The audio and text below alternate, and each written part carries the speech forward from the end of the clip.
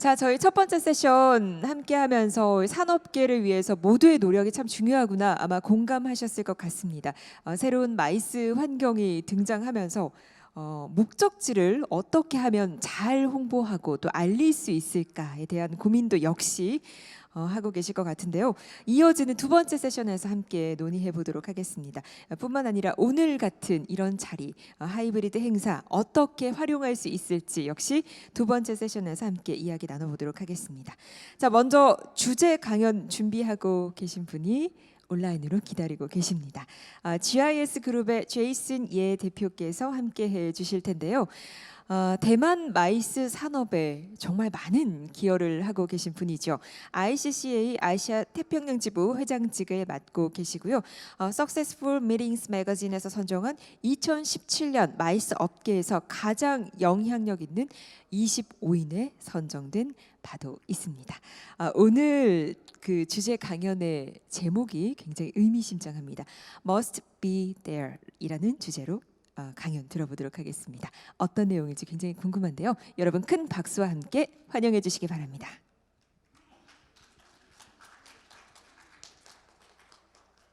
안녕하세요. Hello, my friends in Goyang, Korea, Destination Week. I would like to congratulate the organizer for holding the event successfully and give my gratitude to Goyang City and Mr. Peter Lee. Thank you for having me.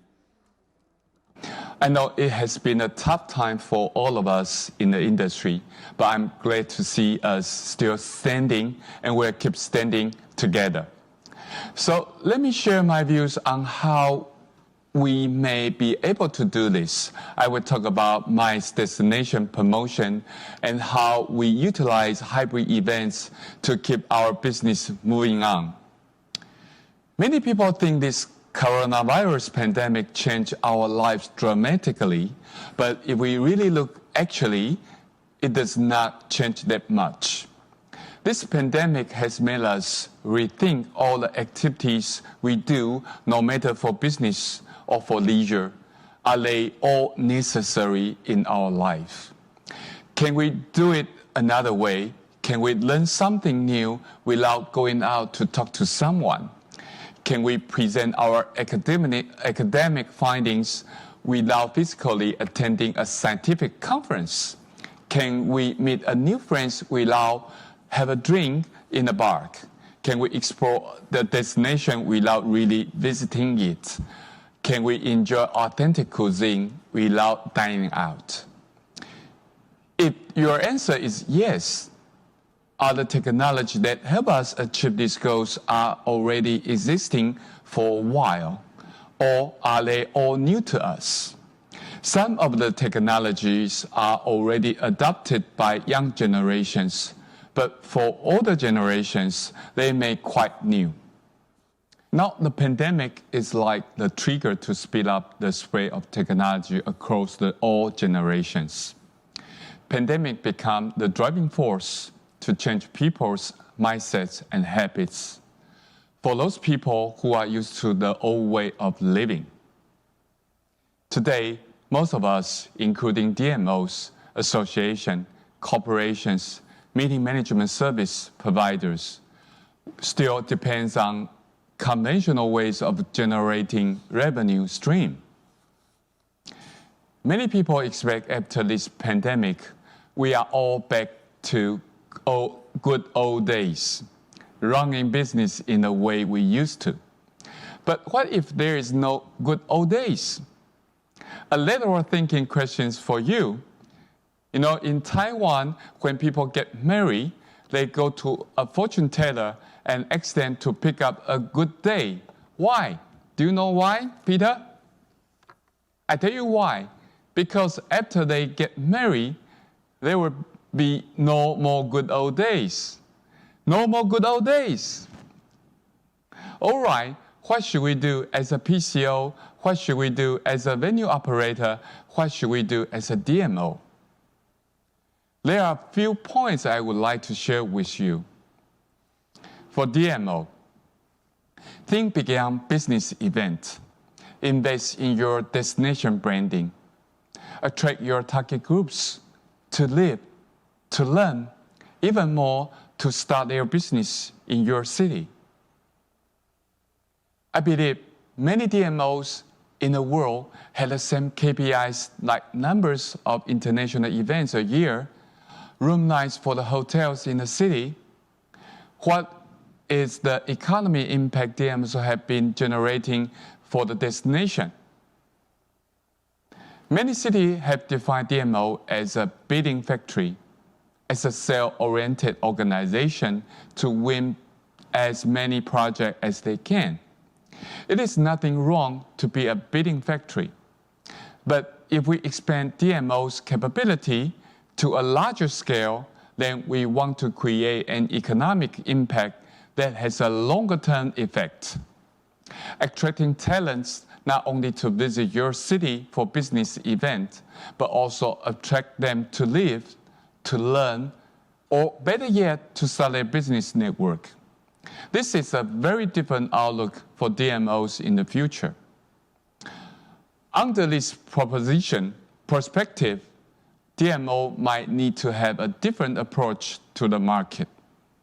During this pandemic period of time, it is a great opportunity to rethink the value proposition of destination, to refocus goals and aims, to restructure the entire team. Find out the top 3 target groups you want to attract, then work hard on that. It might take you 10 years or more than 10 years to achieve the goal, but it will be a very good start to refocus the goal. Second, create a must-be there factor. This pandemic makes people and organizations find there are a lot of ways to achieve their business goals without face-to-face communication. Of course, they might also find online communication lacking in closer intimacy. However, if you compare the time, the cost we spend on face-to-face events, virtual events are great solutions or alternatives in the future business world. So, what can a destination do with this trend? First, a host destination can start to tell its story to the world through a virtual event as a branding strategy. Second, can destination invest in virtualizing some significant events happen in the city and helping them to reach out every corner on Earth? Can DMO get more subsidies for these efforts? For example, TED created a franchise model. The talks can be viewed online at all the times, but people still go to San Francisco.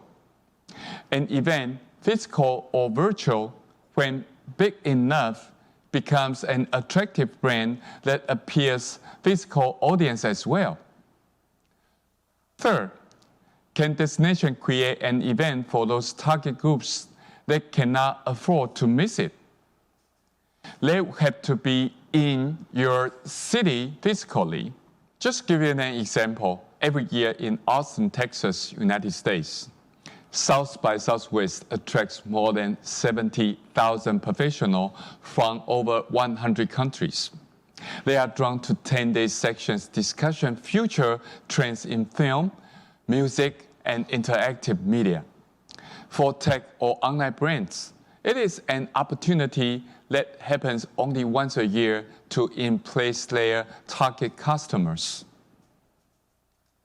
For young entrepreneurs, this is an event they cannot afford to miss.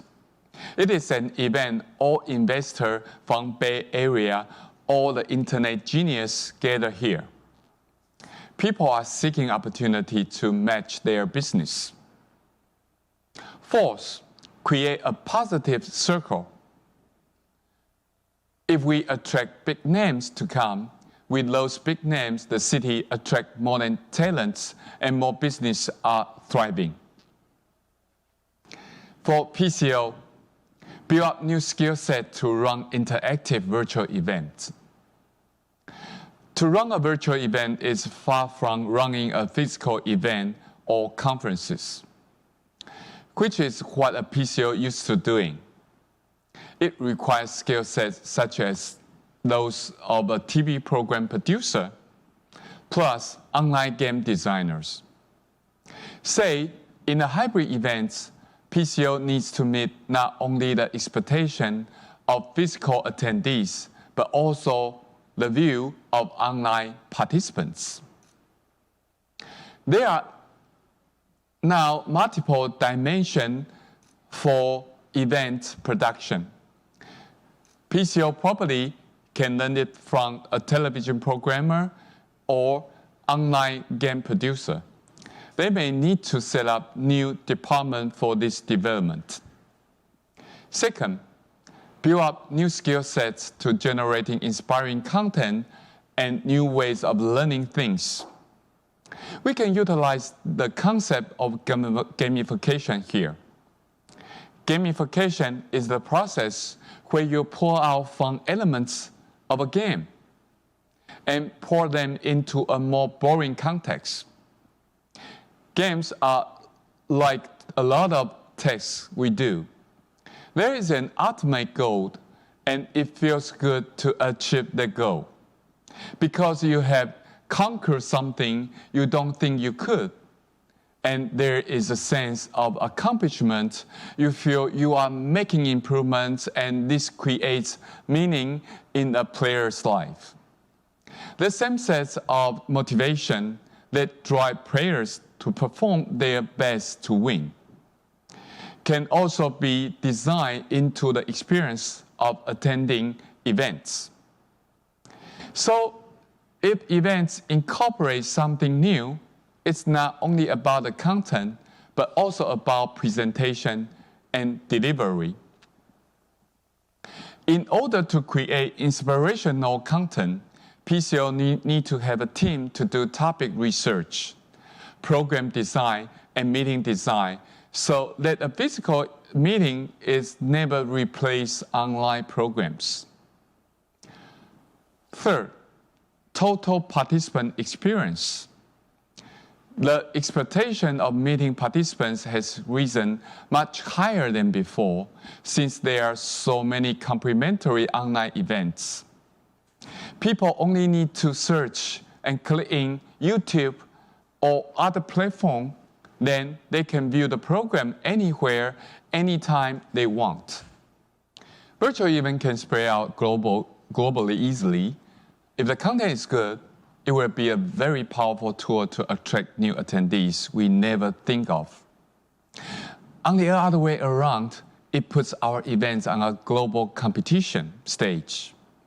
Viewers will walk away if the content cannot capture their interest and attention. For most of the meeting participants, business opportunity always plays the number one in their list of goals. Can they grab more opportunity to achieve their business results by pre-event engagement and post-event follow-up? It is also something PCO need to think about in the event planning stage. For association meeting curators, there are 3 pillars of meetings: knowledge sharing, participant experience, and business opportunity. This means event owners need to do more, invest more, upgrade more to ensure they have the state-of-the-art quality of content and experience. This way, participants can maximize their business opportunity. Otherwise, they might lose their membership and event participant to others. Second, different product lines and pricing strategy. Event owners might consider offering different product lines for online viewers, charge less fee like economy class in airline, charge higher for business class service to physical participants. Event owner can offer a tailor-made service for those who are willing to pay higher fees to address individual different needs from an event. Third, who gets to decide the content for the education program? Crowd wisdom and crowdsourcing is the trend, where the content itself can generate by attendees themselves. Even people create their own event without a real entity. How could meeting service providers cope with this situation? Fourth, modernize the association management team with those new challenges in front ahead of us. How association cope with it? It seems unlikely association can survive with a traditional way of management. How association executives initiate the changes? How do lay association transform their roles as a third sector? What I would like for you to take away is that for DMO, rethink your value proposition. For PCO, transform your service to adapt to changes. For association, create your competitive edge. Lastly, I would like to briefly mention the 2020 ICA Congress in Kaohsiung. This year's ICA Congress is going to be a hybrid one. It is the first hybrid ICA Congress in history. The Kaohsiung program starts in the morning, and we are lucky to have invited Zhou Yukai and international speakers on gamification. His work improved over 1 billion user experiences worldwide through his clients at Microsoft, Lego, eBay, Volkswagen, and more. He's going to share with us his ideas in the changing time, how business can remain successful. When we also have invited Audrey Tang, Taiwan's digital minister without portfolio. She is not only a government official, but an innovator. She has strengthened Taiwan's information infrastructure with her genius talent. During Kaohsiung sections, there are 4 themes for education programs. First, we look at what are the opportunities for our industry to stay success in the future. Second, we discuss how we survive tough times. Then we try to identify new skill sets needed in the new normal.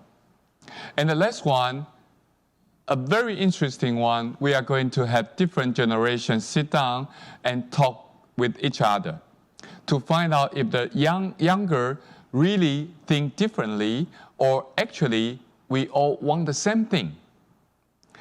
On November 1st, the welcome reception, we will have cuisines that represent different cultures in Taiwan. On the second day, there is a Kaohsiung night set by beautiful Kaohsiung Harbor. We will bring a traditional Taiwan temple fair over here. One really cool thing is that the performance is going to combine traditional Taiwanese culture with heavy metal music. Hard to imagine the combination, right? This year, ICA Congress is going to show how we can expand our imagination of a hybrid event. Please register at ICA website and join us in November, hybrid in Kaohsiung.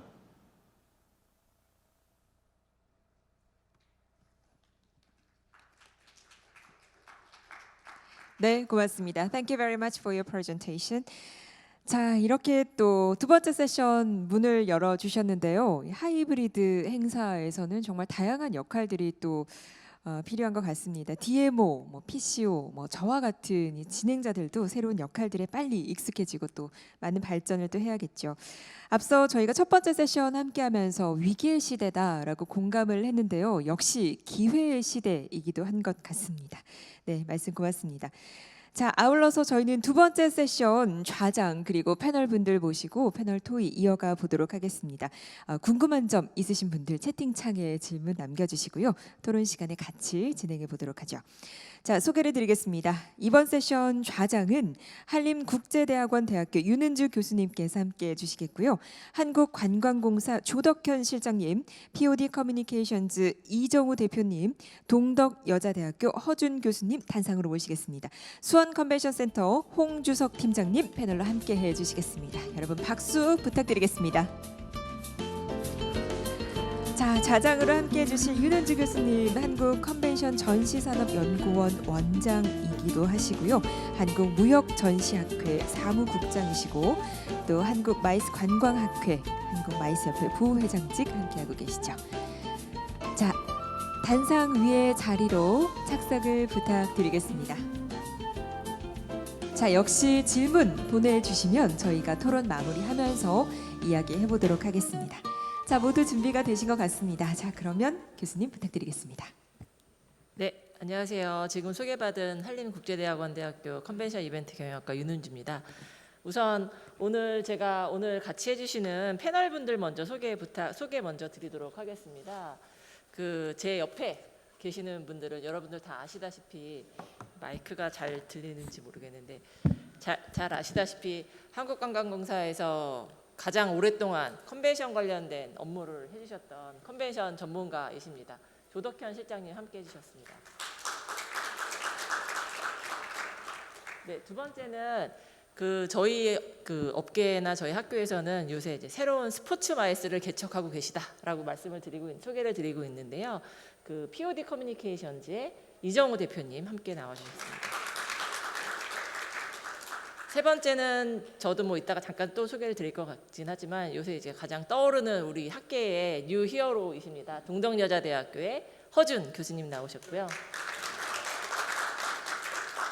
마지막에는 마이스가 너무 좋아갖고 경기관광공사에 계시다가 수원 컨벤션 센터로 옮겨오신 홍주석 팀장님 나오셨습니다. 저희가 예정된 시간은 원래 12시 50분까지로 되어 있는데 지금 연사 발표도 조금 시간이 줄었고 해서 아까 주최 측에서 점심시간이니까 또 제가 늦게까지 끌면 여러분들 1시에 식사를 하셔야 되기 때문에 조금 만약에 토론이나 이런 것들이 일찍 끝나면 일찍 끝내달라고 해서 자연스럽게 진행을 해보면서 혹시 시간이 조금 12시 반이라도 끝날 수 있으면 일찍 끝나는 방향으로 진행을 해보도록 하겠습니다. 제이슨 여가 지금 되게 일목요연하게 발표를 잘 해주신 것 같아요. 다 들으셨던 것과 같이 1, 2, 3, 4 번호 붙여갖고 체계적으로 딱 발표를 해주시니까 아마 머릿속에 쏙쏙 들어오지 않으셨을까 싶습니다.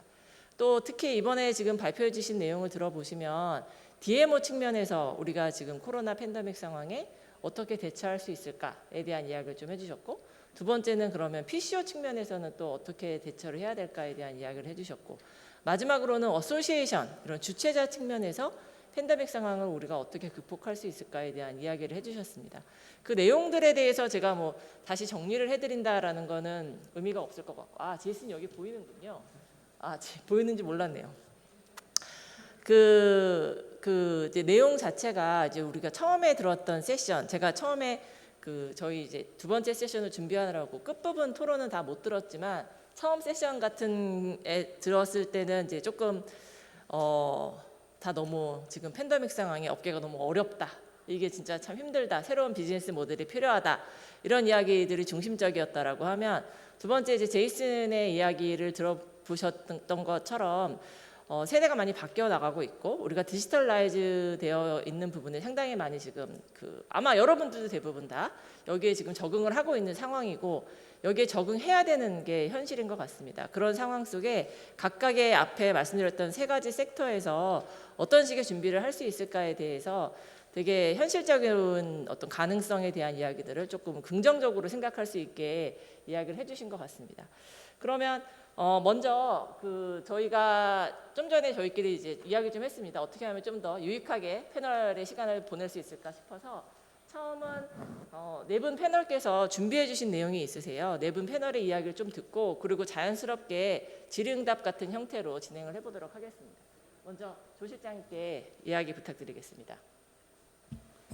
안녕하세요. 반갑습니다. 특히 이제 제이슨 마스크 안 쓰고 계신 거 보니까 너무 부럽네요. 마스크 쓰고 있어가지고 답답하고 목소리도 잘 안 나오는데 한번 전반적인 그 코로나19 상황을 보기 위해서 한번 제가 슬라이드를 준비해봤는데 한번 띄워주시겠어요? 네, 고맙습니다. 코로나는 위기이자 기회라고 여러 번 아마 전 세션에서 말씀하신 것 같은데 강한 사람들한테는 위기이고 약하고 유연하고 능동적으로 대처하는 사람들한테는 기회인 것 같습니다. 그렇기 때문에 코로나가 종식되는 순간에 우리 마이스 업계 또는 뭐 여러 가지 PCO도 있고 목적지도 있고 협회라든 단체도 있는데 누가 생존하느냐 누가 성공하느냐는 거기에 달려 있는 것 같습니다. 그래서 그 부분에 대해서 한번 좀 같이 공유를 하려고 하고 있고 여러분들 아시다시피 3월 11일은 우리 마이스 업계뿐만 아니라 국제 관광업계가 영원히 기억될 날이죠. 영화가 하나 갑자기 생각나네요. 바로 생각나는데 지구가 멈추는 그날 The Day The Earth 뭐더라? 제목이 영어 제목은 갑자기 생각 안 나는데 지구가 멈추는 날이라는 The Day The Earth Stood Still이라는 제목이네요. 그 생각나더라고요. 3월 11일 바로 지구상을 멈추고 여행을 멈추고 국경을 통제하고 각 나라 사람들을 제한하게 두군 이런 여행 배려들이 시작되는 순간이었는데 아마 이날을 영원히 기억하면서 우리가 어떻게 대처해 나갈 것인가 고민이 필요한 것 같습니다. 저희들이 이제 그 코로나가 언제 극복될 수 있는지는 아무도 모르죠. 그래서 불확실성은 있죠. 그래서 심지어는 그 WHO에서도 언급하기를 코로나는 영원히 극복되지 않을 수 있다. 다른 변종인 코로나가 올 수도 있다 이런 얘기도 하는데 어쨌거나 그 많은 연구라든가 이런 그 전문 기관들이 그런 연구 결과를 보면은 많은 응답자들이 아직도 여행을 하고 싶다는 거죠. 6월 통계를 보면은 6개월 이내에 자기는 코로나 극복된다면은 45% 이상이 여행을 하고 싶다. 그 중에서 이제 앞으로 여행 주도층인 밀레니얼 같은 경우는 거의 50% 이상. 또 어떤 사람들 같은 경우는 코로나 극복되면 1, 2주 내에 여행을 하고 싶다. 뭐 2, 3주 기다리겠다. 백신이 나오겠다. 여러 가지 형태로 얘기를 하고 있지만 결국 그 사람들이 갖고 있는 것은 여행을 하고 싶다는 것들이죠. 그렇기 때문에 여행이라는 것은 기본적인 사람의 욕구가 되어버린 것 같아요. 그래서 영화 베이직 인스팅트라는 것도 있지만은 여행 욕구는 이미 우리나라에서 증명됐고 중국에서 증명됐고 여행이라는 것이 멈춰져 있는 이 순간부터 다른 것으로 그 욕구가 분출되죠. 쇼핑이라든가 다른 이런 부분에 있어가지고 그래서 여행 욕구 밑에 슬라이드 보면은 저희들이 이제 아마 대만하고 한국하고 무착륙 여행을 실시한 적이 있었습니다. 지난달인데 대만에서 저희들이 상품을 판매했어요. 한국 방문한 상품을 판매하면서 실제로 코로나가 극복되고 나면은 항공권과 그 숙박권을 이렇게 포함한 가격을 해서 1,000불 정도 수준으로 해서 팔았거든요. 그래서 대만에서 단체 비행기를 타고 와서 그 안에서 한국 음식을 먹고 한국 문화를 보고 실제로 한국 제주도 상공까지 와서 20분 동안 제주도 상공을 그 회항하고 다시 대만으로 갔어요. 이 정도로 여행 욕구라는 것은 통제할 수가 없는 거죠. 그래서 거기서 여행이라든가 마이스에 희망이 있는 것 같습니다. 코로나가 종식되든 안 되든지 간에 언젠가는 이 여행 욕구는 분출한다는 것들이죠. 특히 이제 그 마이스 같은 경우도 여러 기관의 조사에 의하면 거의 94% 정도가 바로 페이스 투 페이스 미팅으로 복귀하겠다. 온라인이라든가 하이브리드 미팅도 중요하지만은 페이스 투 페이스 미팅이 중요하다. 그렇기 때문에 이론적 부분에 있어 우리가 희망이 있는 것 같습니다.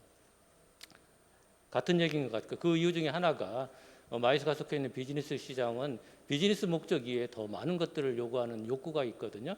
그래서 과거에 블레저라는 트렌드가 생긴 것처럼 비즈니스를 하지만 개인적인 성취감이라든가 개인적인 욕구 충족이라든가 일상생활에서 일탈이라든가 여러 가지 복합적인 동기에 의해서 비즈니스 트래블이 생성되기 때문에 이런 그 욕망들은 쉽게 없어지지 않는다는 것들이고 특히 하버드 비즈니스 리뷰라든가 옥스퍼드 이코노믹스 이런 연구기관에서 발표한 거 보면은 얼굴을 맞대고 사람을 설득했을 때 성공률이 34배라는 거예요.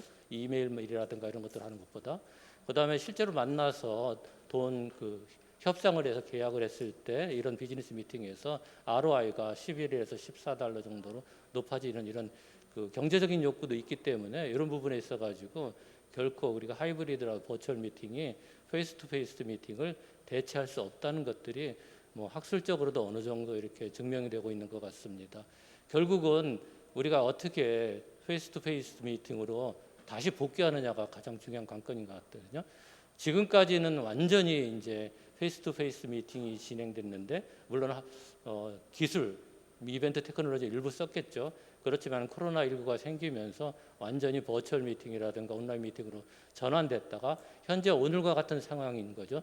그 하이브리드 미팅으로 전환된 거죠. 이제 어느 정도 코로나가 진정되니까 로컬 그 페이스 투 페이스 미팅과 온라인 그 버추얼 미팅이 결합된 현재의 상태가 됐고, 그럼 향후는 어떻게 될 건가? 코로나19가 어느 정도 진정된다면은 페이스 투 페이스 미팅이 주가 되지만 거기에 다양한 하이브리드 온라인 이런 기술들을 접목을 시켜서 페이스 투 페이스 미팅을 점점 더 유익하고 재미있게 만들어줄 것 같다는 그런 생각이 듭니다. 우리나라에서도 여러 가지 저희들 6월 말 통계를 보면은 행사들이 엄청 많이 취소됐는데 6월 말이기 때문에 버추얼이라든가 하이브리드 미팅 크게 늘어나진 않았습니다. 그러나 다시 9월 달에 아마 조사를 한다면은 크게 늘어날 거라고 생각하고 있습니다.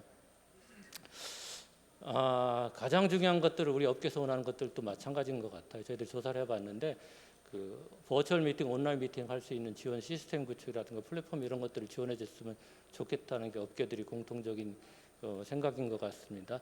이것처럼 우리가 코로나19 시대에 앞으로 저희들이 이 코로나19가 종식됐을 때 어떻게 그 상황을 예측해서 어떻게 준비해 나가느냐에 따라 가지고 코로나19 시대의 데스티네이션 마케팅에 결국은 승자가 결정된다고 보고, 그 결정되는 가장 키포인트 중에 하나는 그 지역 사회에 있는 그 다양한 그 이해관계자 집단과 그 다음에 생태계들이 있거든요. 마이스 산업을 구성하는 생태계들이 되게 복잡하잖아요. 항공부터 호텔, 숙박, 음식, 교통, 안내 모든 것들의 생태계를 온전하게 잘 유지하고 있느냐. 불필요한 근육들은 잃어버려도 되지만은 기본적인 뭐 골격, 근육이라든가 이런 부분들, 팔다리 힘이라든가 이런 기본적인 근육들을 가장 강하게 유지하고 있는 자가 승자가 될 거라고 생각합니다. 그래서 그런 측면에서 우리가 데스티네이션 마케팅을 할 때 관련된 생태계를 유지하는 것들이 마케팅 자체, 프로모션 자체보다 중요하다. 그것이 된다면은 코로나19가 극복되면은 지방 도시든 소도시든 알려지지 않은 도시든 기존의 전통 베뉴가 아니라 유니크 베뉴라든가 이런 것들이 더 각광을 받을 수 있고, 지금까지 그 보여줬던 마이스 산업의 트렌드가 확 변할 수 있는 그런 기회가 되지 않을까 생각합니다. 지금 조 실장님 여러 가지 슬라이드를 통해서 의견을 주신 것처럼 앞으로 코로나 상황 속에서 우리가 어떻게 준비하고 이 상황 속에서 어떻게 데스티네이션들이 준비를 어떤 형태로 하느냐에 따라서 코로나가 끝난 이후로 아직 현재 우리 대부분의 사람들이 여행에 대한 욕구가 강렬하다라는 거죠. 이거가 분명히 뭐 폭발적인 쇼핑처럼 폭발적인 여행으로도 갈 수 있다. 그런 이제 가능성이 있는 잠재력이 있기 때문에 그 부분에 대해서 미리 좀 사전에 준비를 하고 있을 필요가 있다라는 말씀으로 듣도록 이해를 하도록 하겠습니다. 또한 페이스 투 페이스 미팅이 여전히 저희가 온라인상으로 지금 현재 온라인상으로 상당히 많은 행사들이 개최되고 있긴 하지만 답답한 부분이 있어요. 지금 오늘 같은 행사도 여러분들이 이렇게 참가하시고 계시는 분들은 이해가 좀 더 쉬우실지 모르겠지만 온라인으로 지금 듣고 있는 사람들을 생각해 보면 그분들은 과연 이 1시간 반 동안 자기 모니터 앞에서 앉아 있을 수 있었을까라는 부분들에 대해서 저희가 분명히 고민이 필요한 시간인 것 같습니다. 두 번째는 이정우 대표님 의견 먼저 들어보도록 하겠습니다. 반갑습니다. 저는 POD 커뮤니케이션즈의 이정우 대표입니다.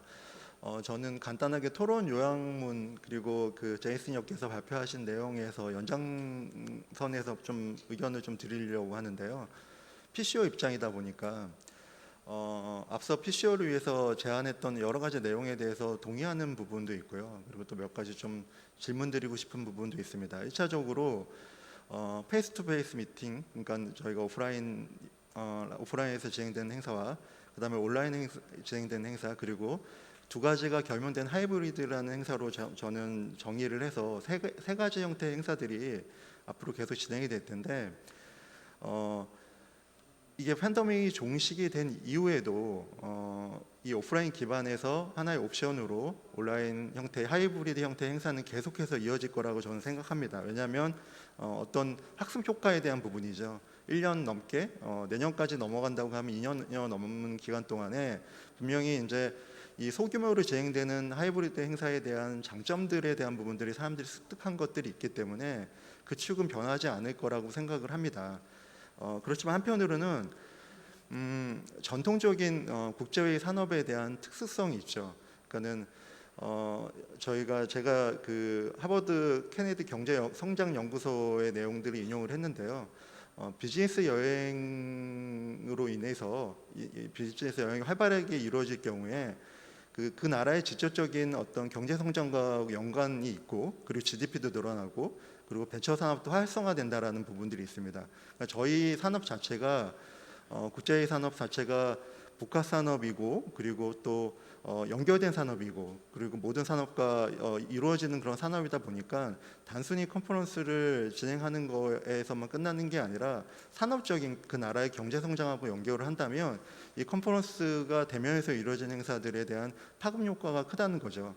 그래서 저희는 물론 PCO 입장에서의 어떤 새로운 솔루션을 인터랙티브한 어떤 그 디자인을 개발하고 만드는 것도 중요하지만, 실제적으로 저희도 오프라인 행사들이 온라인으로 전향이 되면서 지금 기존에 쓰고 있는 줌이나 스카이프에 대한 이런 화상통신 방식이 아니라 저희만의 자체 플랫폼을 개발을 해서, 엔진을 개발을 해서 동시에 페어럴로 진행되는 세션에서 동시다발적으로 접촉할 수 있는 방법이라든지, 그리고 그분들이 어느 기간에 얼마나 접속하고 얼마나 있다 나갔는지에 대한 부분들, 그 안에서 원활하게 자장이 따로 볼 수 있는 화면들, 그다음 연사가 따로 볼 수 있는 화면들, 그다음 오디언스가 볼 수 있는 화면들을 각각 구성을 해서 하는 플랫폼을 적용을 해서 실제 11월에 대전 마케팅 공사하고 진행되는 행사들을 준비하는 것도 있습니다. 그래서 거기에 맞는 자체적인 플랫폼도 개발하고 진행을 하지만 이쪽 전통적인 산업을 보호하기 위한 입장에 대한 부분들, 그러니까는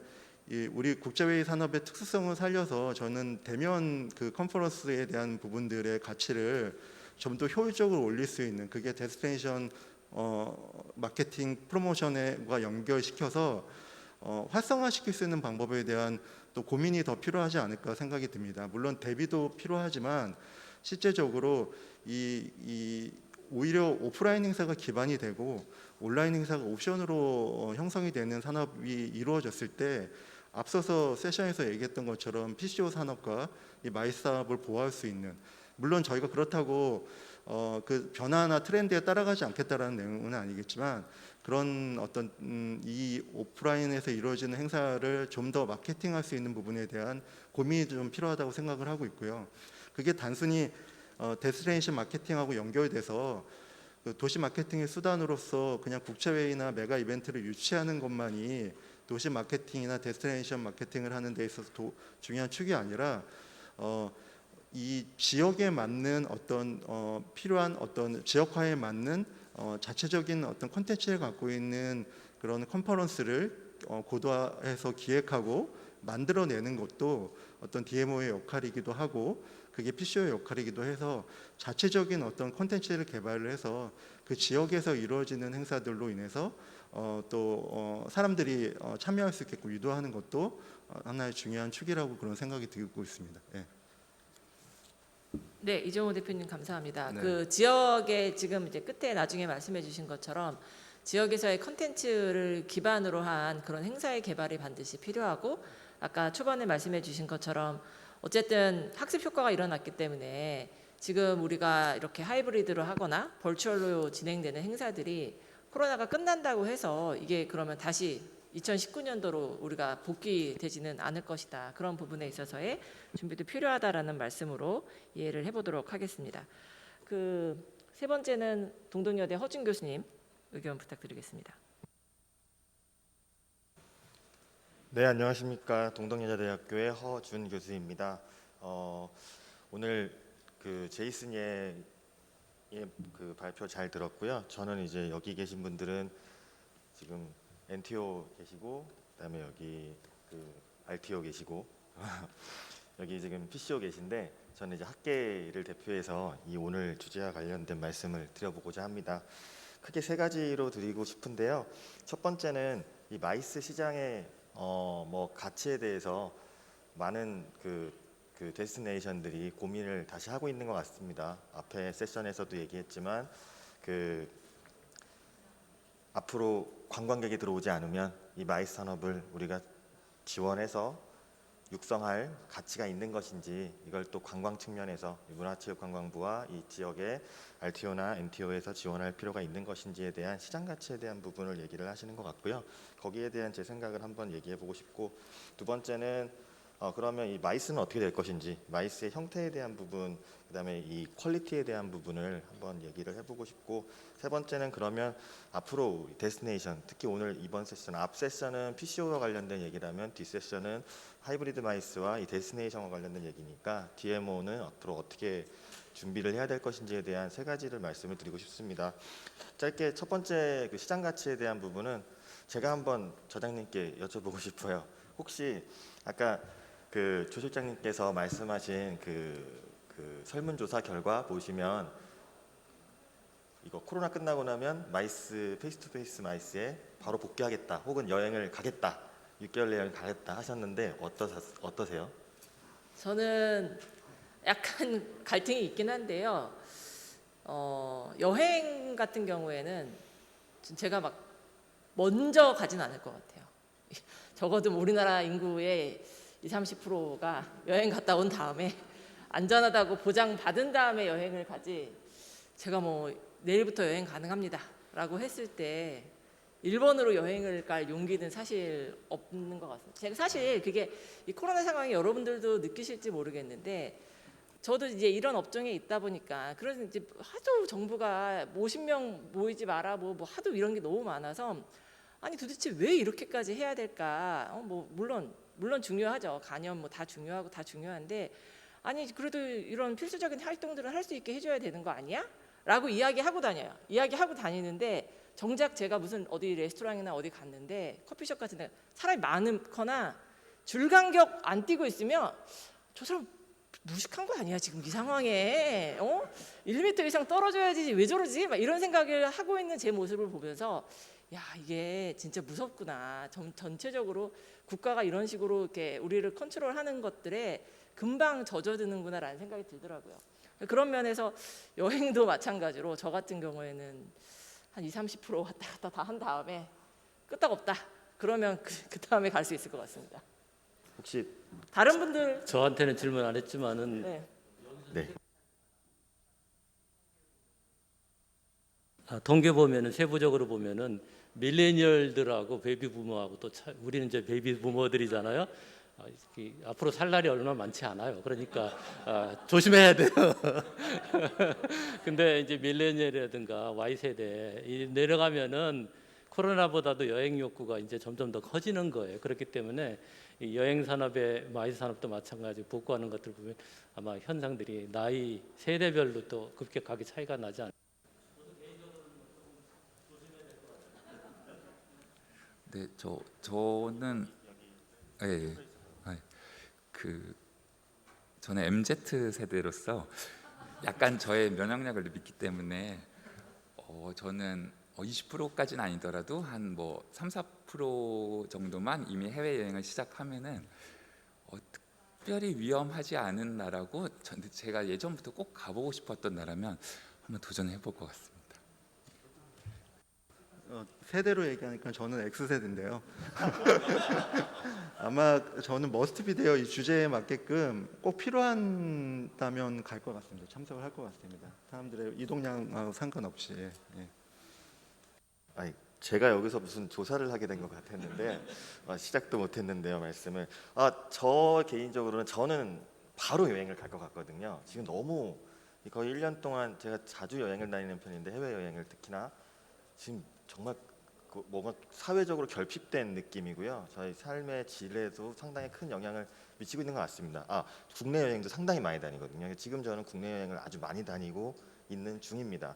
이 말씀을 왜 드리냐면, 방금 뭐 전장님도 말씀하셨고 다른 그 토론 위원님들도 말씀하셨지만, 시장은 분명히 존재할 거라고 생각합니다. 코로나 끝나고 나면 어떤 곳은 빨리 회복할 거고요, 어떤 곳은 느리게 회복할 겁니다. 왜 그러냐면, 소비자들이 어떤 소비자는 이노베이터일 거고, 어떤 소비자는 얼리 어댑터일 거고, 어떤 소비자는 이제 천천히 이제 후기 수용자가 될 수 있을 거라고 생각하는데요. 그러면 제가 볼 때 앞으로 마이스 코로나 때문에 마이스가 대규모 그 관광 수요를 창출하기가 어려울 것이다. 물론 어려울 겁니다. 하지만 불가능하지는 않을 거라고 생각을 합니다. 분명히 회복되는 시장이 존재하고 기존 마이스 시장의 큰 가치, 본질은 제가 볼 때는 동일할 거라고 생각합니다. 하지만 이제 과거에는 유치를 하면 그 행사에 반드시 참여를 했지만 거의 대부분 많은 경우에 참여했지만 이제는 그렇지 않다는 거죠. 왜냐하면 소비자들의 선택 가능한 옵션들이 너무 많아졌고 다른 소비자들이 어떻게 행동하는지에 대해서 판단하고 그거의 결과로 움직이고자 하는 소비자들이 많아졌을 거라고 생각합니다. 그래서 저는 마이스 시장이 분명히 다시 회복될 거라고 생각을 하는데 그 회복되는 수준은 데스티네이션마다 다를 것이다. 마이스도 회복되는 수준은 기존의 페이스투페이스를 회복하는 수준은 다 행사마다 다를 것이다. 그럼 두 번째 얘기입니다. 그럼 마이스는 어떻게 해야 되느냐? 저는 지금 현재는 만남과 교류에 대한 가치가 분명히 있기 때문에 페이스투페이스 미팅이 아니지만 이렇게 온라인으로 완전 다 무슨 민족 대이동처럼 세계 대이동처럼 해서 지금 저희가 지금 하고 있는 행사처럼 만나고 있습니다. 지금은 생존을 해야 되기 때문에 그다음에 그 본질적 가치 때문에 저는 지금 오프라인에서 온라인으로 이동하는 시기에 있다고 생각합니다. 근데 앞으로 이것은 뉴노멀이지만 이제 이게 노멀이 되고 나면요. 그 다음 넥스트 뉴노멀은 저는 근데 이 온라인 회의 혹은 다시 페이스투페이스 회의로 복귀하는 수준의 그 퀄리티가 제일 중요하다고 생각을 하고요. 그 퀄리티와 관련해서는 이제 그 제이슨 예가 제가 원래 전에 받았던 그 발표 내용에서는 디지털 익스피리언스에 대한 퀄리티와 이 피지컬 익스피리언스에 대한 퀄리티와 이것들의 토탈 파티시펀트 퀄리티에 대한 부분을 얘기를 하셨었어요. 저는 이 넥스트 하이브리드 마이스나 하이브리드 데스티네이션이 이 퀄리티에 대한 토탈 파티시펀트 퀄리티를 어떻게 만들어내는지가 상당히 중요하고 그럼 제가 생각하는 세 번째는 그렇게 되면 그 발제자께서는 TV 프로듀서 같은 역할을 PCO가 해야 된다고 말씀을 하셨는데 저도 공감합니다. 앞으로 그렇게 돼야 될 거고 앞 세션에서 MCI 그 오 대표님께서 말씀하신 것처럼 디지털 마인드를 가지고 이걸 활용할 수 있는 능력들을 많이 키워야 된다고 생각합니다. 시장 소비자들의 그러니까 그 참가자들의 니즈를 파악을 해서요. 근데 문제는 TV 프로듀서 PD들이 미디어 콘텐츠를 만들 때 중요한 부분이 혼자 다 만드는 게 아니고 작가도 있고요. 그 작가들과의 협력 팀들이 있잖아요. 그 팀들이 이제는 데스티네이션이 CBB나 DMO가 PCO가 PD면 이 부분들을 지원할 수 있는 역할을 해주셔야 됩니다. 옛날에는 유치해 놓으면 PCO가 개최하는 분업 구조였다면 제가 볼 때는 앞으로는 협업 구조 혹은 상승 구조가 더 중요한 시기가 돼서 이 CBB라는 곳이 대표적으로 말씀드릴게요. DMO라는 CBB라는 곳이 유치나 마케팅 기능에서 제가 볼 때는 이곳에서의 하이브리드형 토탈 파티시펀트 퀄리티를 창출해낼 수 있는 어떤 육성센터나 지원센터 정도가 PCO와 협력할 수 있는 그런 센터가 돼야 된다고 생각하고 그래서 PCO도 DMO도 이걸 해내면 앞으로 미래 시장에서 빠르게 회복하고 계속 더 대규모 수요를 창출할 수도 있을 거라고 생각합니다. 근데 이걸 못 해내면 PCO도 좀 회복이 느리고 아마 도태될 것이고 데스티네이션도 회복이 느리고 아마 기존 수요를 창출해내기가 많이 어려움을 계속 느낄 거라고 생각해요. 그 부익부 빈익빈 현상이 분명히 발생할 거라고 생각합니다. 앞으로 제가 생각할 때는 2년 정도 많은 분들이 뭐 3년이라고 하시는 분도 있고 2년이라고 하시는 분도 있는데 2년에서 3년 정도 동안 저희는 지금 준비 기간이라고 생각해요. 트레이닝 돼서 3년 뒤에 반드시 빠른 회복 그다음에 계속 부익부 할 수 있는 그런 환경을 데스티네이션이 준비해야 될 시기라고 생각을 합니다. 네, 여기까지입니다. 네, 감사합니다.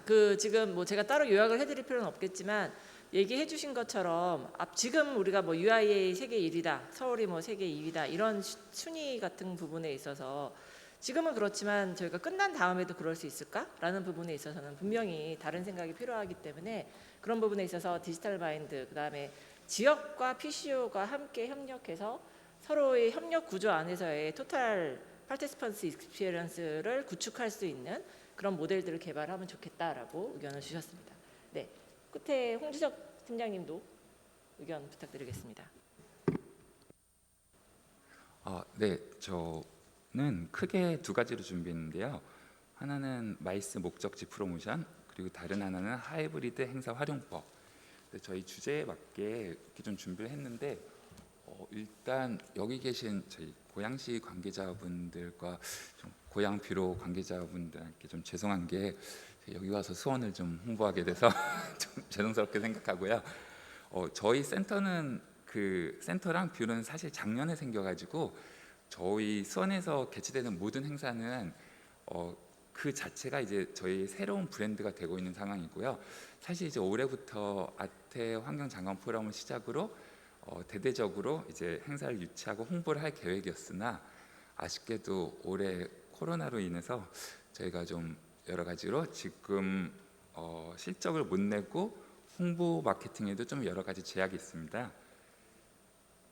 그래서 그거와 관련해서 저희가 지금 교수님께서 말씀하셨듯이 온라인으로 지금 발빠르게 도시 마케팅을 진행하고 있는데요. 기존에 운영하던 페이스북을 더 활성화하고 있고요. 그리고 수원 컨벤션 센터 자체 유튜브도 개설하였습니다. 그리고 지금 저희 유튜브는 저희 팀 직원분들이 직접 제작하고 있고요. 그리고 나날이 구독자 수와 조회수가 늘어가고 있습니다. 여러분들도 나중에 시간 되시면 나우아스 거꾸로 읽으면 수원이거든요. 한번 들어오셔서 보시면 좀 좋은 참고가 될 것 같습니다. 그리고 아무래도 저희가 예전에는 마이스 박람회 또는 관광 박람회에 가서 B2B 상담을 하고 그 외에는 세일즈콜을 가서 사람들을 직접 만났었는데 지금은 이제 해외로 이동이 힘들고 해외에서도 한국으로 이동이 힘들기 때문에 저희 직원분들이 직접 기자, 앵커 역할을 해서 그 내용을 촬영해서 지금 해외로 송출하고 있습니다. 그리고 여러 가지 IT 기술을 활용하고 있는데요. 내년에 있을 수원 세계 유산 축전에서도 미디어 파사드를 이용해서 수원을 대대적으로 홍보할 예정이고, 그리고 ICT 예전에 포켓몬 증강현실을 활용했듯이 저희도 정조대왕 수원 화성을 모티브로 해서 의계를 찾아라는 스토리가 담긴 그런 미션 게임을 진행할 예정입니다.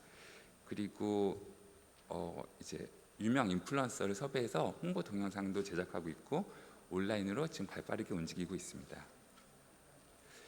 그리고 10월 30일 날 저희가 이제 수원에서 최초로 싹3라는 하이브리드형 B2B 상담회를 개최할 예정인데요. 많은 분들이 얘기하셨듯이 온라인 상담에 여러 가지 장점도 있지만 또한 단점도 있습니다. 그렇기 때문에 그 단점을 보완하고 일부 바이어나 셀러들 같은 경우는 아무래도 대면을 더 선호하기 때문에 이번 기회에 대면을 선호하시는 분들은 현장에서, 그리고 비대면을 선호하시는 분들은 온라인으로 상담을 할 수 있게 그렇게 준비를 했습니다. 그리고 저희 자체적으로 하이브리드 행사 활용을 위해서 화상회의 시스템을 구축하고 있는데요.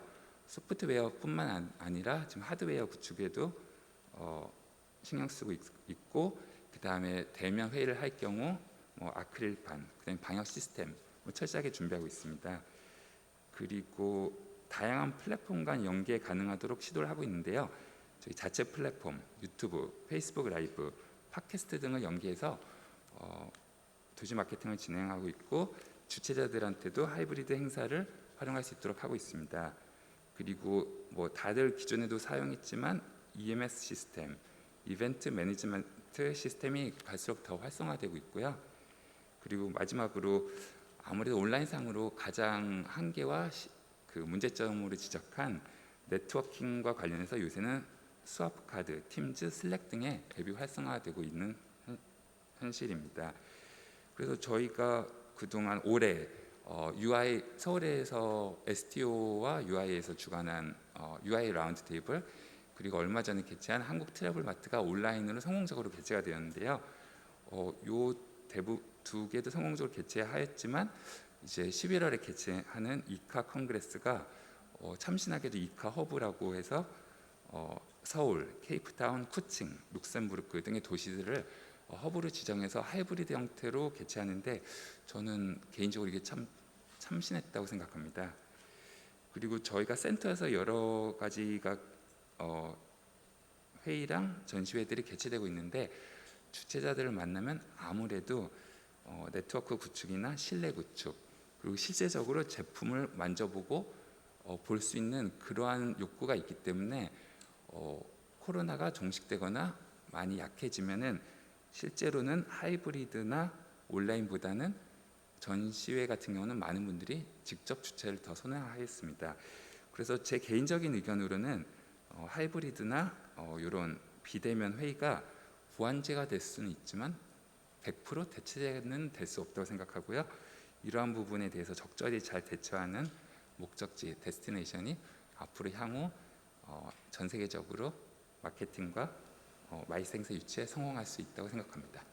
네, 감사합니다. 그 홍주석 팀장님께서 수원 컨벤션 센터 내지는 수원 컨벤션 뷰로 입장에서 코로나 상황에 지금 센터나 뷰로가 어떻게 준비하고 계신지 실제 활동의 예를 들어갖고 많은 그 사례와 함께 적극적인 세일즈를 해주셨습니다. 저희가 원래 이제 2번에 걸쳐갖고 토론을 좀 하고 싶었었는데 시간이 많이 지났던 걸 제가 좀 확인을 해서 우선은 제이슨한테 질문하실 분 계실까요? 네, 제가 네. 제가 좀 전에 발표했듯이 저희가 여러 가지 온라인이랑 그러한 마케팅을 시도하고 있는데 최근 전 세계들의 DMO들에 있어서 이러한 온라인과 오프라인이 병행한 도시 마케팅, 그리고 이런 팬데믹 시대에 있어서 도시 마케팅을 어떻게 신선하고 기발하게 할 수 있는 또한 방법들이 있는지 한번 여쭤보고 싶습니다.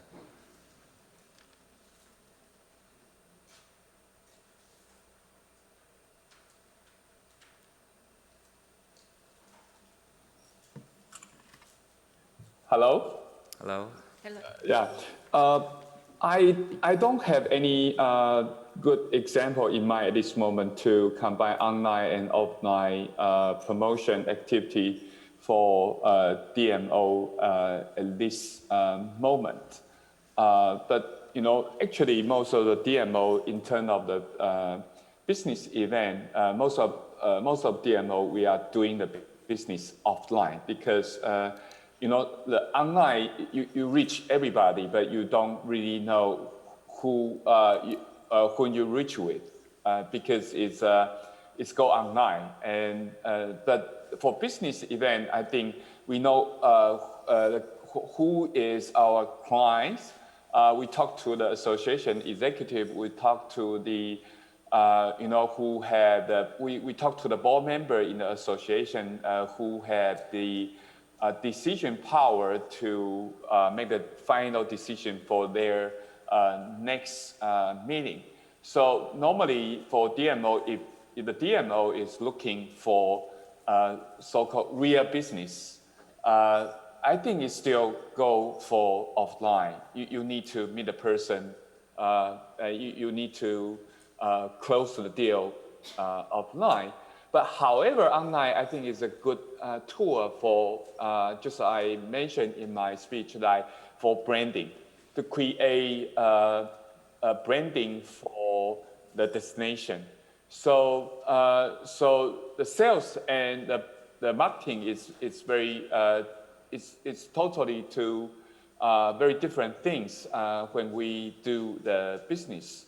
So if the some destination they can create their branding online and they create a kind of the kind of curiosity or image of the destination, then it probably can attract more leads offline and to have the salesperson to contact with and to really get the things done, especially for the the second tier city or some city they are not so well known in the market. For example, in Taiwan, probably you only know Taipei, and if I ask you where's other city in Taiwan, probably only few of you can say something like Kaohsiung or Tainan or Taichung or Hualien. So for Taipei, I think probably they don't need that much for the branding. For the second tier city like Kaohsiung or like Tainan or like Taichung, they need exposure and they need to build up their brand, among, around the world. And online will be a very, very good tool. That's my feeling is. And like for ICA, although we cannot hold, although most of the ICA members cannot be physically be Kaohsiung for the Congress, but I think through online, we already promote at least the name or the awareness of the city, Kaohsiung itself. And so, but it needs to be followed up by, continuous effort to create more awareness of the city brand in the coming future. We cannot just do for once and then you didn't do the follow up. So I think that's my answer for your question. Yeah, thank you very much for 네. your advice. 네, 감사합니다. 저도 진짜 이 제이슨 여가 답변해 준 것처럼 사실 아까 우리 허 교수님이 또 얘기하신 것처럼 분명히 코로나가 끝나면 가고 싶은 도시가 있으실 거예요. 근데 그 가고 싶은 도시가 사람마다 다 다를 텐데 다른 이유가 있겠죠. 어웨어니스라는 것도 있을 테고 내가 그 도시를 아느냐 모르느냐, 내가 가봤던 도시이기 때문에 가고 싶을 수도 있고, 내가 지금부터 이 코로나 상황 속에 이 도시에 대한 여러 가지 홍보 내지는 뭐 여러 가지 팁이나 이런 영상물을 봤는데 코로나 끝나면 여긴 꼭 가고 싶어라는 분명히 사람의 선호도가 생기게 될 텐데, 그런 것처럼 이제 저도 브랜드라는 게 상당히 중요한 역할을 할 거라고 생각하고, 그런 측면에서 사실 관광공사에서 이번에 이날치를 썼던 그 전 세계적으로 지금 이슈인 거죠. 그런 홍보들을 통해서 한국이라는 그 각각의 도시들의 매력을 상당히 새로운 시각으로 보여주면서 사람들한테 호기심, 한번 여기 어떤 데인지 궁금해, 이런 생각을 해주는 그런 노력들이 반드시 필요한 것 같습니다. 혹시 다른 질문 또 있으신가요? 예, 허 교수님. 네, 땡큐 제이슨 예. 네, 제가 제이슨 얘한테 드리고 싶은 질문은 공부할 수 있는 걸 많이 주셨어요. 왜냐하면 첫 번째 발제 그 내용을 다른 걸로 주셔갖고 그걸로 토론 공부를 열심히 했는데, 또 실제 발표는 다른 걸로 해주셔갖고 또 공부를 어제 또 열심히 했습니다. 근데 이전 거에 대해서 하나 여쭤보고 싶은 게 있습니다. 이전 거에서 이런 말씀을 하셨어요.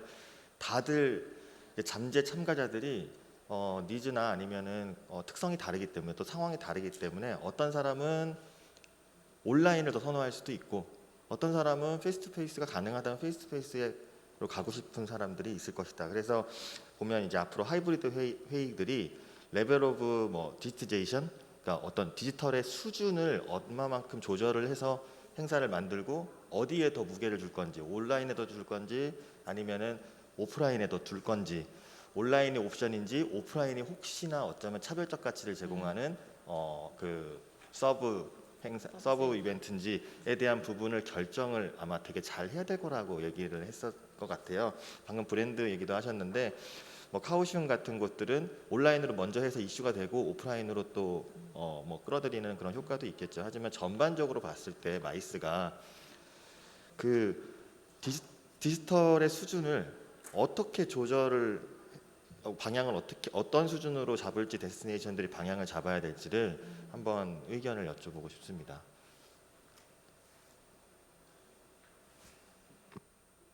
I think the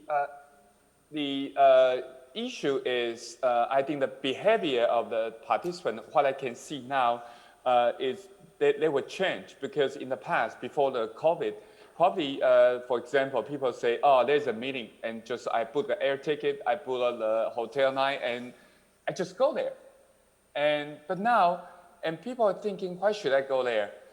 Probably they will. Because I can view it online and it's more easy and it's more cost effective, and people will see who I'm going to meet there, who are the other participants. If they are all CEO from the big company, it's no matter what, I will go there. And if there are a lot of great speakers in the program, and I think it might attract more important people or the people I want to meet in the face-to-face in the event. In the event, so I want to I want to register for that. But in the past, we only promote the destination, and we say we provide you a very good cuisine. We provide you a lot of entertainment or some tourist experience. But in the future, I think people will more care about the content itself, and also who are the attendee and who are the speaker I'm going to meet there. So otherwise, I probably just take it virtually. I don't need to spend the cost of my air ticket, and especially my time, to travel all the way to the destination. I think it's a challenge in the future for not only for the destination, not only for the venue, not only for the PCO.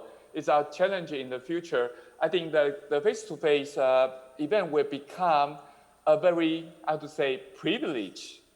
Just something like you take a flight, but it's not a budget airline, it's a business class, because you need to pay more time and money to be there.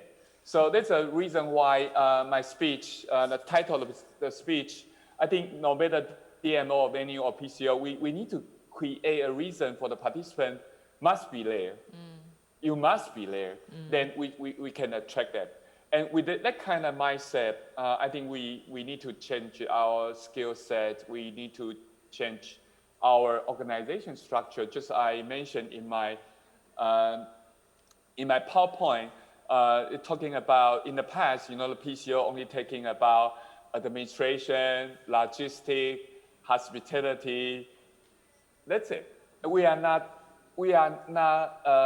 really put our effort or resources to make sure the content is good. And we only take care about how many people register, but we don't really care who they are. Are they a very famous professor in the university, or is a young student from the university?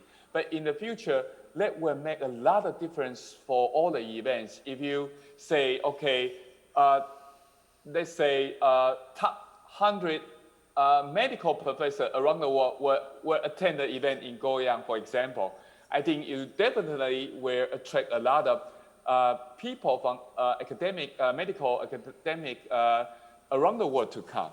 So this is a major differences between pre-COVID and the post-COVID. Is from my point of view. Yeah. So only the marketing will be not enough in the future. 네, 감사합니다.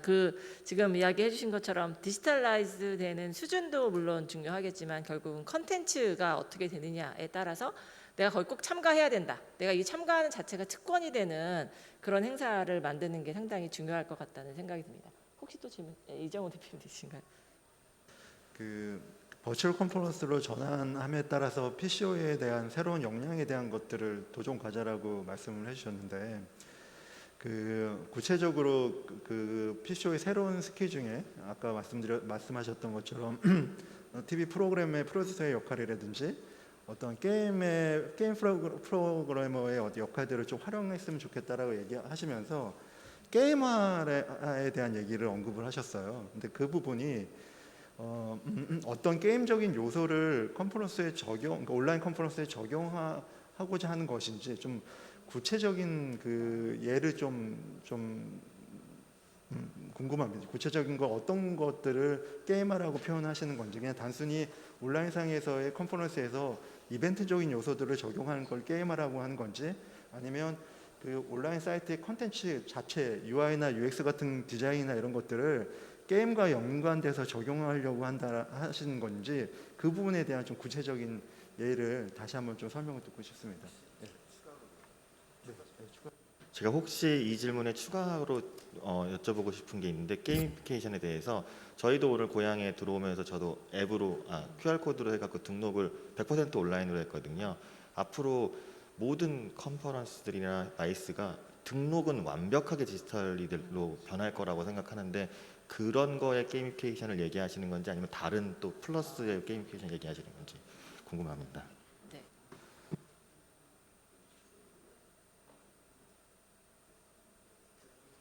Okay, I'm not a expert of the gamification, but if you really want to know more about the gamification, I would say please register for the ICA Congress.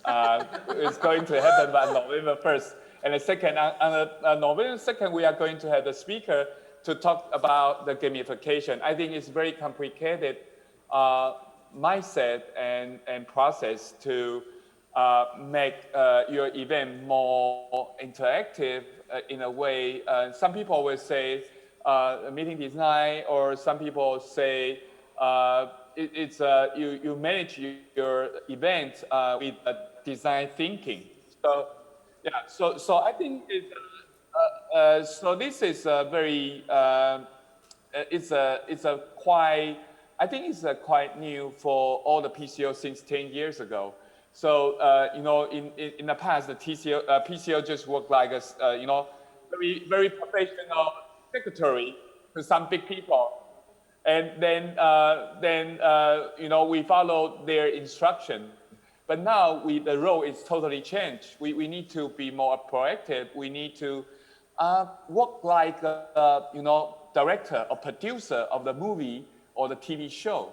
So the role, the mindset of the role will be very different. So so in that sense, yeah, I think the best way for you is to register for the ICA Congress, or you can talk to the Frank Yang. I think he probably registered on the for the ICA Congress, and probably he can share his screen with you, so you don't have to pay the money. Thank you. 네, 이카에 다 같이 네, 그렇게 하시면 될 것 같고, 사회자분께서 나오신 걸 보니까 저희가 시간을 아마 마무리해야 되는 것 저 같습니다. 질문 하나 간단한 거. 아, 네. 네. 마지막 질문 하나 드리도록 하겠습니다. 제이슨 여가 말씀하신 것 중에 핵심 중에 하나가 밸류인데, 이제 포스트 코비드 원라인 시대에서는 가장 중요한 것들이 밸류거든요. 자기 건강이라든가 안전이라든가 이런 것들 무릅쓰고 어떤 지역을 방문을 해야 되는 그런 게 있는데, 어떤 가치를 찾느냐가 되게 중요한 것 같아요. 근데 제이슨이 보기에 대만에 있으면서 한국이 마이스 목적지로서 어떤 밸류 프로포지션을 해야 되는지 개인적으로 한번 생각한 게 있으면 좀 알려주시면 고맙겠습니다.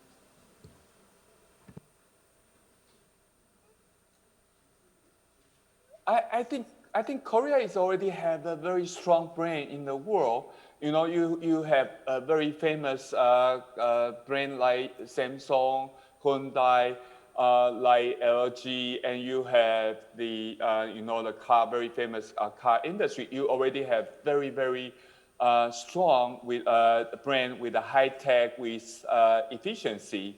So I would say in the future, I think most of the business event attendees, I mean the meeting attendee or exhibition attendee, actually they are looking for, most of them, I think they are looking for the business opportunity. And I think Korea is a very nice place to do a lot of business there, because your industry-wise is very strong.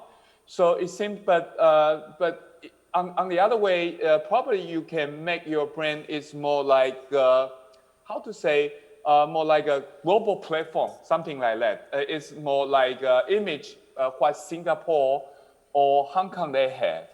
Yeah. So in that sense, people will think, okay, when I want to do some business in Asia, or when I want to meet some business people in Asia, I'm not only go to you know, Singapore or the other place, or Shanghai or China, but Korea is also a very nice place to you know, to do international business. This is something I think you can add on in the future for the branding. 네, 감사합니다. 그러면 더 추가적인 질문 없으신 걸로 알고, 제가 뭐 마지막 발언의 기회도 드리고 싶지만 시간 관계상 그렇게 하지 못할 것 같고, 오늘 이제 제이슨 여 그 렉처에 되게 감사드리고요. 저희가 여러 가지 생각해 볼 수 있는 그런 것들을 많이 던져주신 것 같아요. 이 밸류에 대한 부분, 마지막 밸류에 대한 부분들도 있고, 참가자의 몰입을 우리가 결국은 끌어들여야 되는데, 몰입과 관련돼서 게이미피케이션을 이용해야 되는 거죠. 그런 이야기들, 그다음 데스티네이션 입장에서도 앞으로의 지금의 이 코비드가 끝날 때까지의 요 기간 시간을 어떻게 우리가 활용하느냐에 따라서 코비드가 끝난 이후에 새로운 승자가 될 수도 있고 승자였지만 쓴물을 마실 수도 있고 그런 시기가 아닌가 싶습니다. 그럼 두 번째 세션은 여기서 마치도록 하겠습니다. 저희 마무리하기 전에 플로어에서 질문을 한번 질문이 많네요.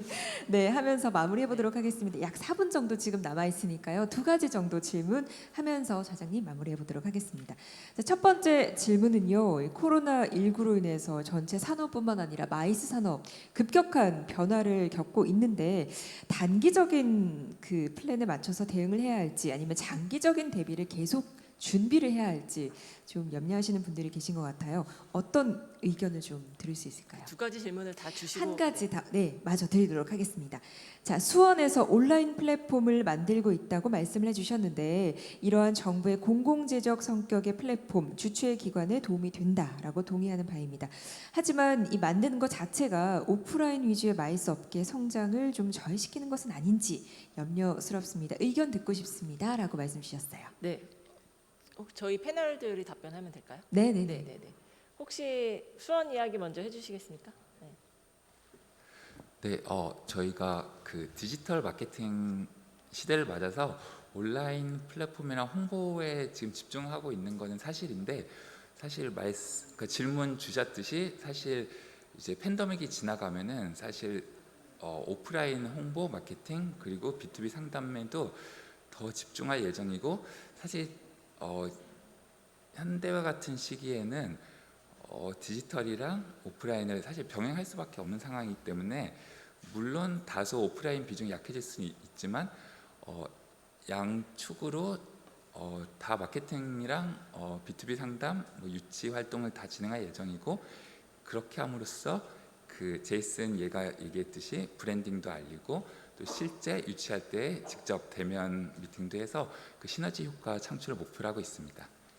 제가 추가적으로 조금 제가 답변하는 문제는 아닌 것 같긴 하지만 사실 그런 이야기들이 지금 시중에 많이 있습니다. 서울시가 UIA 라운드 테이블 행사를 하고 나서 그 플랫폼을 공짜로 준다라고 이제 확 이야기가 돌았죠. 그래서 PCO 분들이 그게 말이 되냐라고 했지만 서울시에 확인해 본 결과 그 플랫폼 자체를 주는 건 아닙니다. 서울시의 그래픽적인 디자인의 그 권리를 사용할 수 있게 해주는 거지 서울시가 만들었던 그때의 뭐 엔타워라든지 요 그래픽적인 것만 활용하는 거지 그 다음에 각자가 갖고 계시는 아무리 공공에서 온라인 플랫폼을 만들어 준다고 해도 각자가 갖고 있는 행사의 플랫폼이라는 건 조금씩 다른 부분들을 갖고 있어요. 그래서 그 온라인 플랫폼이 이미 만들어져 있다면 그 중에서 뭐 내가 일부를 공짜로 쓰면서 거기다가 결국은 추가적으로 자기 행사에 맞는 기능들을 넣어야 되는 상황입니다. 그래서 그런 부분들은 이게 꼭 온라인 플랫폼을 공공에서 만들어 주기 때문에 오프라인 행사가 앞으로 더 방해하는 거 아니냐, 꼭 그렇게만 생각하신 건 아니지 않을까 싶은 의견을 저는 좀 드려보고요.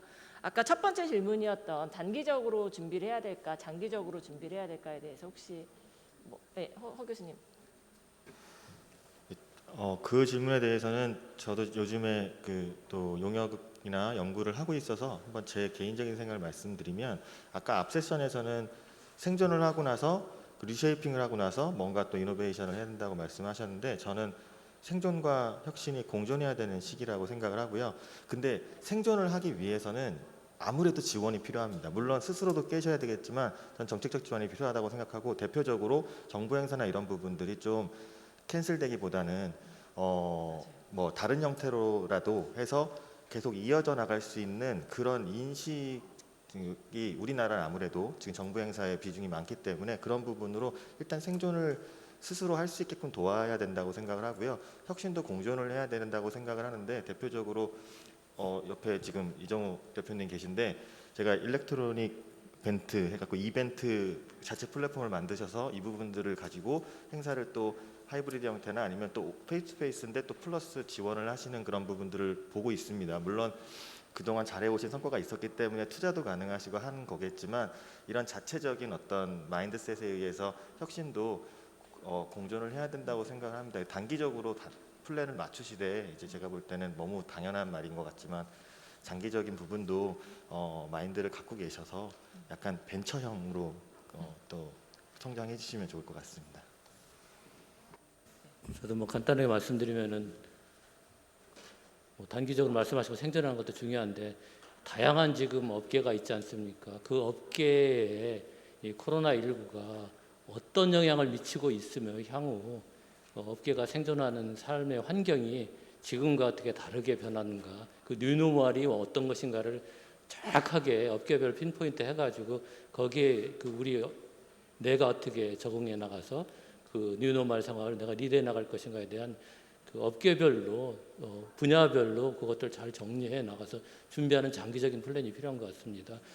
이카오라든가 이런 국제 여행 항공 관련된 기구들에서 보면은 코로나가 팬데믹 종료 선언 이후에도 완전히 회복하는 데는 3년에서 4년 걸린다고 하거든요. 되게 앞으로 긴 시간이기 때문에 과연 이 코로나19가 우리 산업의 행태, 우리 비즈니스 행태, 미팅의 행태 어떻게 변화시키고 있고 이게 어디에 갈 것인가를 정확히 분석해서 거기에 맞춰서 나를 튜닝해 나가야만이 생존할 수 있다고 생각합니다. 그래서 그 뉴노멀 형상을 잘 분석하고 대처하는 과정이 아마 지리한 과정이 되지 않을까 그렇게 생각합니다.